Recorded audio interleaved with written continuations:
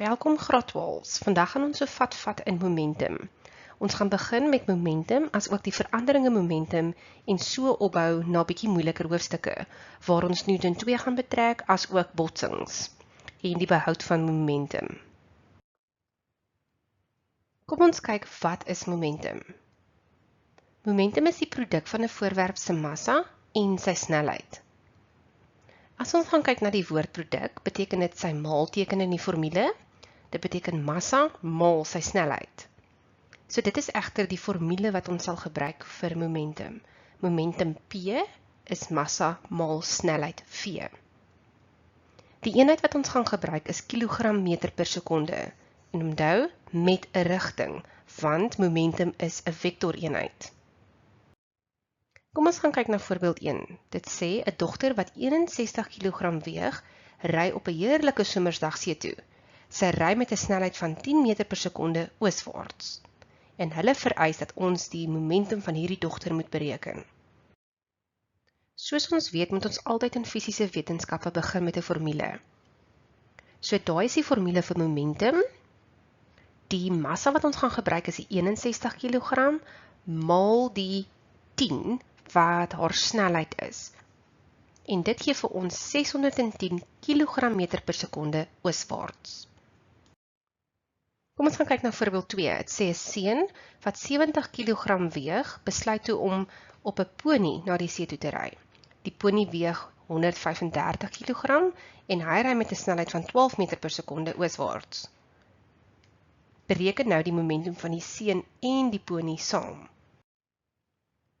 Weereens begin ons met 'n formule. So jou momentum is gelyk aan jou massa maal jou snelheid. Die massa is nou egter die massa van die seun en die pony maal met die 12 en dit gee vir ons 2460 kg meter per sekonde en weer eens 'n rigting is 'n vektor ooswaarts. Kom ons gaan kyk na die eweredigheid van die momentumformule.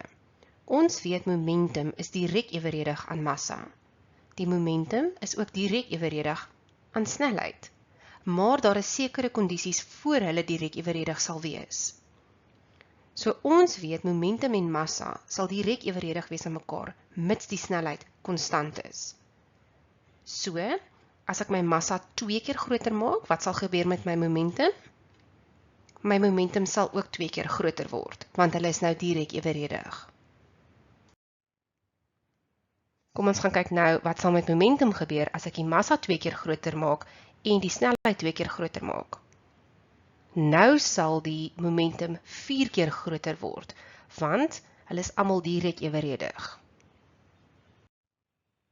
Kom ons gaan kyk uit 'n voorbeeld van 'n vorige eksamen. Hierdie vraestel kom uit September 2018 uit en dit is een van die multikeuse vrae gewees. Dit sê die kinetiese energie van 'n voorwerp met 'n massa m, snelheid v en momentum p is EK. So daai EK verwys na kinetiese energie. Watter een van die volgende sal die kinetiese energie verteenwoordig van dieselfde voorwerp indien sy momentum verander na 2p? So wanneer jy so som kry, moet ons vir ons kernwoorde en formules uithaal. My eerste kernwoord is die kinetiese energie formule. Onthou jy dit van graad 10 af? As ook die nuwe formule wat ons nou net geleer het, momentum. So as ek gaan kyk na momentum, weet ons dat massa konstant bly, want dit is dieselfde voorwerp. So nou word die momentum 2 keer groter, so jou snelheid sal ook 2 keer groter word. Daar's ons die formule van kinetiese energie. Onthou, massa is hierso konstant. Nou het ek 2 keer meer snelheid gaan insubstitueer by daai formule. So 2 kwadraat en v kwadraat gee vir my 4. Daai moet albei gekwadreer word. So nou bly my kinetiese energie nie net meer EK nie. Dit bly nou 4 EK. Kom ons gaan kyk na nog 'n voorbeeld uit 'n vorige eksamen. Hierdie vraag kom uit September 2014 uit. Dit sê, 'n voertuig met 'n massa m beweeg horisontaal teen 'n konstante snelheid op 'n wrywinglose pad. Die kinetiese energie van die voorwerp is k en die momentum p.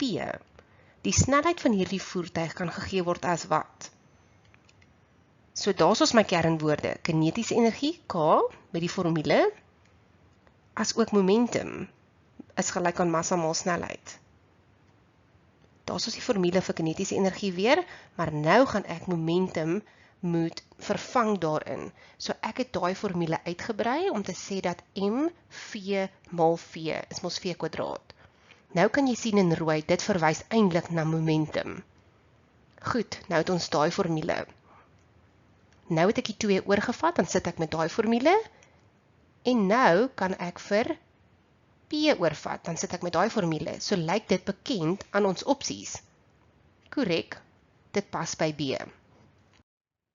Kom ons vat dit nou 'n stapie verder en ons sê die verandering in momentum. Ons kernwoorde hier sal wees iets soos botsing, bots en terugspring, of selfs dit tref ietsie en beweeg terugwaarts. So dit is die kernwoorde wat sal inpas by verandering in momentum. So daai is ons oorspronklike momentumformule. P is gelyk aan massa maal snelheid. Nou weet ons, daar gaan 'n verandering in momentum wees, en ons weet dis altyd die einde minus die begin. So daai is die aangepaste formule wat ons sal gebruik. Jou snelheid sal verander, maar jou massa sal konstant wees. So nou sal dit wees jou verandering in momentum is jou massa maal jou eindsnelheid minus jou beginsnelheid. Hierdie is 'n voorbeeld van verandering in momentum, waar die rooi bal die grys muur tref en terugbeweeg. Dit sê, volgens hierdie diagram of daai klein videoetjie wat ek vir julle gewys het 'n rooi bal wat 100 gram weeg met 'n snelheid van 20 meter per sekonde na die muur toe beweeg. Die rooi bal, met ander woorde dieselfde voorwerp, het dan teruggebots en hy het 'n snelheid beweeg van 16 meter per sekonde weg van die muur af. So nou vra hulle bereken die verandering in momentum. Soos gewoonlik begin ons met 'n formule en nou kan ons begin instel. Die massa, 100 gram, moet omgeskakel word in SI-eenhede en dan kan ons die eindsnelheid wat 16 was instel en die beginsnelheid 20. Jy sal sien die 16 het 'n minusteken, onthou want ons vat regs as positief, so enige beweging in die teenoorgestelde rigting moet 'n tekenverandering hê, so 'n negatief. Dit gee vir ons 'n verandering in momentum van minus 3,6 kg per sekonde en onthou, dis 'n vektoreenheid, so daai minus beteken rigting. Dis belangrik dat ons hom positief maak en dan 'n rigting bysit. Dieselfde scenario het ek nou probeer vir ons skets op 'n grafiek. Die aanvanklike snelheid was gewees 20 meter per sekonde. Die eindsnelheid 16 meter per sekonde en onthou in die negatiewe rigting. En waar het die rooi bal die muur getref? Daai gedeelte verwys ons verandering in momentum as ook ons verandering in snelheid. Kom ons gaan kyk na nog 'n eksamenvraagie. Hierdie vraag kom uit die multikeuse gedeelte uit in Junie 2019. Dit sê die grafiekie onder verteenwoordig die snelheid teenoor momentum van 'n voorwerp. Watter een van die volgende hoeveelhede word deur die gradiënt van hierdie grafiek verteenwoordig? As ek na die woordjie gradiënt kyk, dink ek dadelik verskil in y oor verskil in x. Ons verskil in y is egter snelheid teenoor momentum. Dan stel ek dit in ons gradiëntformule wat sê verskil in y oor verskil in x. Ons y was snelheid en ons x was momentum. Wanneer ek daai formule manipuleer, kom ek nie by ons momentumformule uit nie. So dan weet ek, daai gradiënt kan nie massa wees nie. Kom ons probeer 'n alternatiewe metode, ons reguit lyn formule. Y is gelyk aan mx plus c. By y gaan ek instel momentum, by y snelheid, en by x ons momentum. Hy gaan deur die oorsprong, so c is 0 by ons y afsnit, en dan kan ons sien dat ons gradiënt is nie massa nie. So dit wil sê hy is omgekeerd aan massa van die voorwerp. Kom ons gaan kyk na nog 'n vraagie. Het sê 'n koel beweeg oos teen 'n snelheid van 480 meter per sekonde. Dit tref 'n houtblok wat aan die vloer vas is. Die koel neem 0,01 sekonde om deur die stilstaande blok te beweeg. So ons gaan vat in tyd in die volgende les wanneer ons werk met impuls. En hy verlaat die blok teen 'n snelheid van 80 meter per sekonde oos. Hy wys vir ons 'n diagram hieronder en hy wil weet bereken die massa van die koel. Maar net onder die skets gee hulle vir ons nog 'n bietjie inligting. Dit sê ook die grootte van die momentum van die koel voordat dit die blok binne gaan is 24 km per sekonde. So ons weet die momentum voor hy die blok geslaan het, sal iets wees en dan sal die momentum verander na. So die inligting wat belangrik is daai 24 as ook die beginsnelheid. Ons weet dit is die momentumformule, maar ons gaan nou werk met beginmomentum en die beginsnelheid. As ek daai waardes insubstitueer, kan ek massa oplos. Die massa is egter in SI-eenhede wat 0,05 kg is. So hierdie les het ons 'n bietjie geraak aan momentum en verandering in momentum. So dit is gedoen.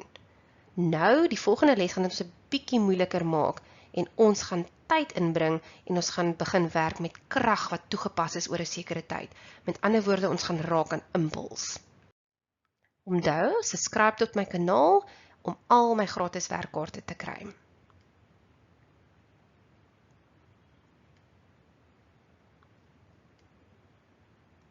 Sien jou volgende keer.